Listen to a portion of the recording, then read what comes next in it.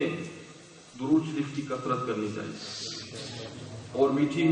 میٹھے پیارے آقا صلی اللہ علیہ وسلم کی پیاری پیاری سنتوں پر عمل کرنا چاہیے، کیونکہ زندگی میں جو سنتیں ان کی سجاتے ہیں، زندگی میں جو سنتیں ان کی سجاتے ہیں، خدا و مصطفیٰ انہیں پیارا اپنا بناتے ہیں۔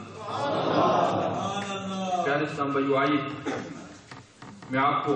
ایک عاشق رسول کی مدنی بہار سناتا ہوں۔ یہ امید ہے جسے سن کر آپ کا دل باغ باغ بلکہ باغ مدینہ ہو جائے۔ الحمدللہ عز و جل تبلیغ قرآن و سنت کی عالمگیر غیر سیاسی تحریک دعوت اسلامی کی طرف سے دنیا کے بے شمار ممالک میں ہر سال عید میلاد النبی صلی اللہ علیہ وسلم شاندار طریقے پر منائی جاتی ہے۔ ربیع النور شریف کی 12ویں شب کو عظیم الشان اجتماعی میلاد کا انعقاد ہوتا ہے اور غالباً دنیا کا سب سے بڑا اجتماعی میلاد باب المدینہ کراچی میں ہوتا ہے۔ پیارے اسلامی بھائیوں، اس اجتماعی پاک کی برکتوں کے تو کیا کہیں کہ اس میں شرکت کرنے والے نہ جانے کتنے ہی خوش نصیبوں کی زندگیوں میں مدنی انقلاب برپا ہو جاتا ہے۔ آئیے یہ واقعہ سنیے اور دعوت اسلامی کے اس اجتماعی میلاد میں شرکت کرنے والے اسلامی بھائی اپنی قسمت پہ رشک بھی کیجئے کہ الحمدللہ ہمیں بھی سرکار کے میلاد میں شرکت کرنے کی سعادت نصیب ہو رہی ہے۔ چنانچہ ایک عاشق رسول کا کچھ اس طرح کا بیان ہے کہ شب عید میلاد النبی صلی اللہ علیہ وسلم کو ککری گراؤنڈ باب المدینہ کراچی میں دعوت اسلامی کی طرف سے منعقد کردہ بڑی رات کے غالباً دنیا کے سب سے بڑے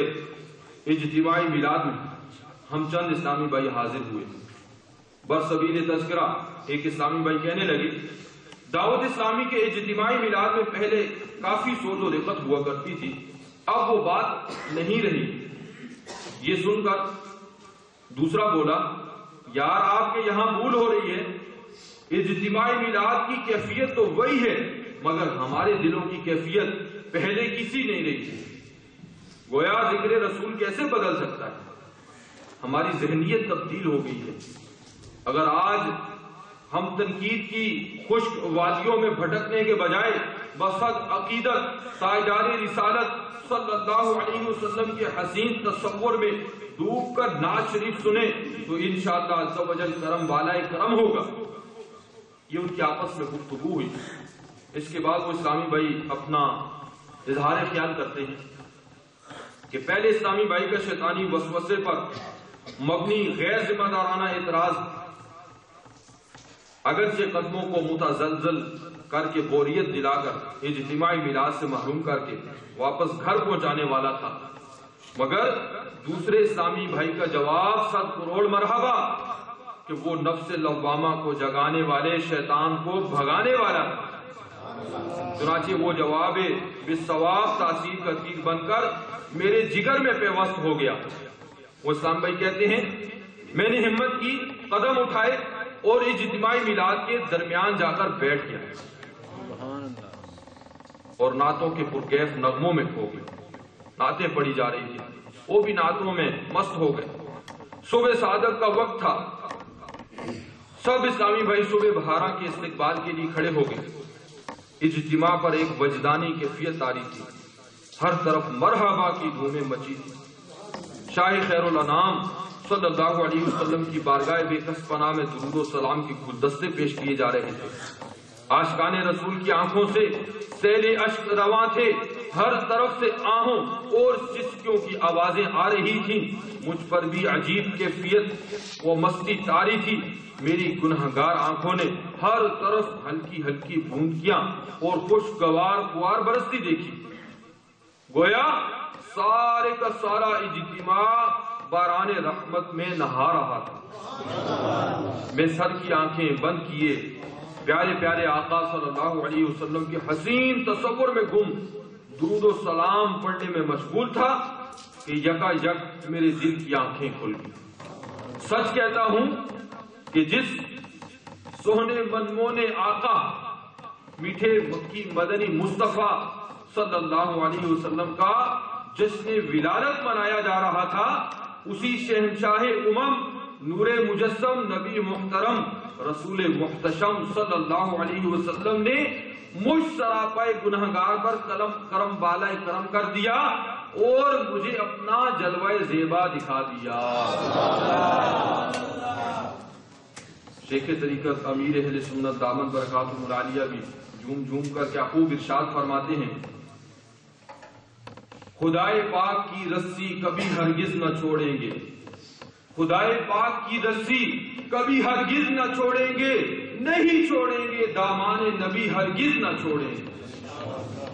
منانا جشن میلاد النبی ہرگز نہ چھوڑیں گے، جلوس پاک میں جانا کبھی ہرگز نہ چھوڑیں گے، کہو تو چھوڑ دیں گے جہاں کی محفل ساری، مگر میلاد کی محفل منانا ہم نہ چھوڑیں گے، لگاتے جائیں گے ہم یا رسول اللہ کے نعرے، لگاتے جائیں گے ہم یا رسول اللہ کے نعرے، مچانا مرحبا کی دھوم بھی ہرگز نہ چھوڑیں گے، جو چاہو مانگ لو دروازہ رحمت کھلا ہے آج، جو چاہو مانگ لو دروازہ رحمت کھلا ہے آج، تمہیں خالی ولادت کی گھڑی ہرگز نہ چھوڑیں گے، کمانے مال و زر در در پھرے اپنی بلا ہم تو نہ چھوڑیں گے، مدینے کی گلی ہرگز نہ چھوڑیں گے۔ آخر میں لکھتے ہیں، تسلی رکھ نہ ہو مایوس قبر و حشر میں عطار، تسلی رکھ نہ ہو مایوس قبر و حشر میں عطار، تجھے تنہا رسول ہاشمی ہرگز نہ چھوڑے۔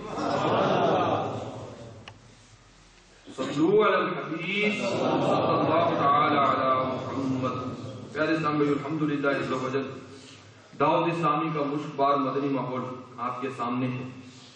گزارش ہے کہ اس مدنی ماحول سے وابستہ ہو جائیے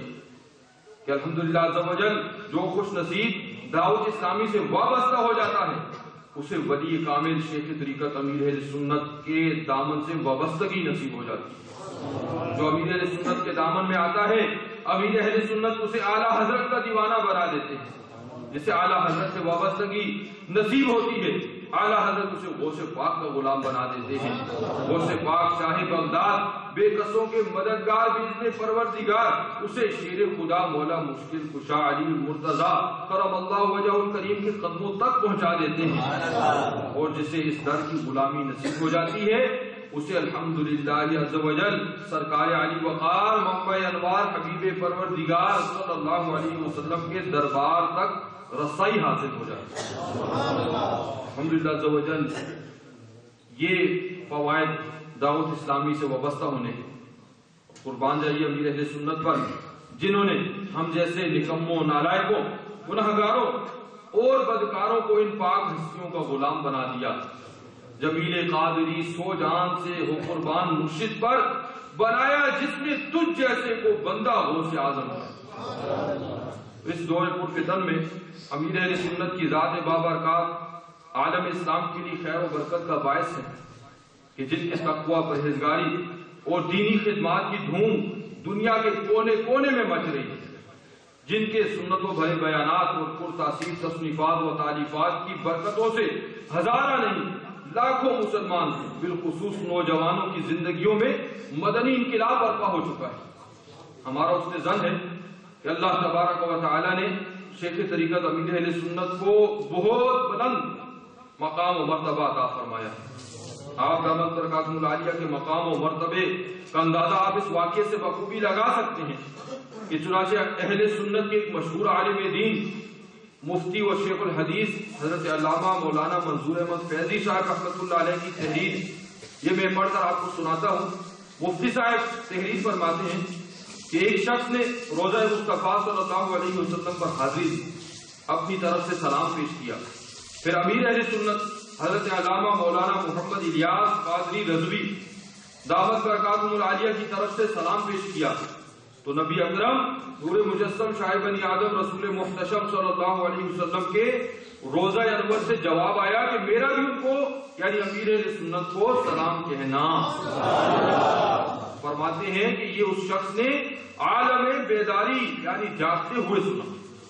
اس واقعے کے بارے میں جب مفتی صاحب کے ساتھزادگان سے پوچھا گیا تو انہوں نے اس کی تصدیق اس طرح فرمائی کہ الحمدللہ عز و جل یہ ایمان افروز واقعہ خود ہمارے بزرگوار رحمت اللہ علیہ کے ساتھ پیش آیا اور نجی محفلوں میں بارہا وہ اپنے حوالے سے سنایا کرتے، ورنہ اکثر دفعہ عاجزی کرتے ہوئے اپنے نام کے اظہار کے بجائے ایک شخص کہہ کر خود کو چھپاتے ہیں۔ تو پیارے اسلام بھائیوں، الحمدللہ عز و جل امیر اہل سنت دامت برکاتہم العالیہ کے دامن سے وابستگی کی خوب بہاریں ہیں کہ امیر اہل سنت دامت برکاتہم العالیہ کے دامن سے وابستگی کی برکت سے کئی بگڑے ہوئے نوجوان توبہ کر کے راہ راست پر آ گئے، جو بے نمازی تھے نمازی بن گئے، ماں باپ سے نازیبا رویہ اختیار کرنے والے باادب ہو گئے، جس کی حرکتوں کی وجہ سے کبھی پورا محلہ بیزار تھا وہ سارے علاقے کی آنکھ کا تارا بن گیا، کفر کے اندھیروں میں بھٹکنے والوں کو نور اسلام نصیب ہوا، گانے سننے کے شوقین مدنی مذاکرات اور سنتوں بھرے بیانات سننے لگے، فحش کلامی کرنے والے نعت مصطفیٰ صلی اللہ علیہ وسلم پڑھنے لگے، یورپی ممالک کی رنگینیوں کو دیکھنے کے خواہش مند گنبد خضرا و کعبۃ المشرفہ کی زیارت کے لیے بے قرار رہنے لگے، مال کی محبت میں جینے مرنے والے فکر آخرت کی مدنی سوچ کے حامل بن گئے، فحش رسائل اور ڈائجسٹ کے شائقین امیر اہل سنت و علماء اہل سنت دامت فیوضہم کے رسائل اور دیگر دینی کتب کا مطالعہ کرنے لگے، تفریح کی خاطر سفر کے عادی عاشقان رسول کے ہمراہ راہ خدا عز و جل میں سفر کرنے والے بن گئے، کھاؤ پیو اور جان بناؤ کے نعرے کو اپنی زندگی کا مقصد سمجھنے والوں نے اس مدنی مقصد کو اپنا لیا کہ مجھے اپنی اور ساری دنیا کے لوگوں کی اصلاح کی کوشش کرنی ہے انشاءاللہ۔ پیارے اسلام بھائی، الحمدللہ عز و جل اس سارے کا سارا فیض کس کا ہے؟ یہ امیر اہل سنت کا فیض ہے، کیونکہ سنت کو پھیلایا ہے امیر اہل سنت نے، بدعت کو مٹایا ہے امیر اہل سنت نے، ہزاروں گمراہوں کو وعظ اور تحریر سے اپنی راہ جنت دکھایا ہے امیر اہل سنت نے، کرا کر بہت سے کفار اور فجار سے توبہ جہنم سے بچایا ہے امیر اہل سنت نے، ہزاروں عاشقان دندن و پیرس کو دیوانہ مدینے کا بنایا ہے امیر اہل سنت نے، لاکھوں فیشنی چہروں کو داڑھی اور سروں کو بھی امامے سے سجایا ہے امیر اہل سنت نے، وہ فیضان مدینہ رات دن تقسیم کرتا ہے جسے مرکز بنایا ہے امیر اہل سنت نے، بہت محنت اور لگن سے اپنے پیارے دین کا ڈنکا دنیا میں بجایا ہے امیر اہل سنت نے، الہی پھولتا پھلتا رہے روز حشر تک یہ گلستان جو لگایا ہے امیر اہل سنت نے، اس ناکارہ عائش کو خلوص اپنے کی شمع کا پروانہ بنایا ہے امیر اہل سنت نے۔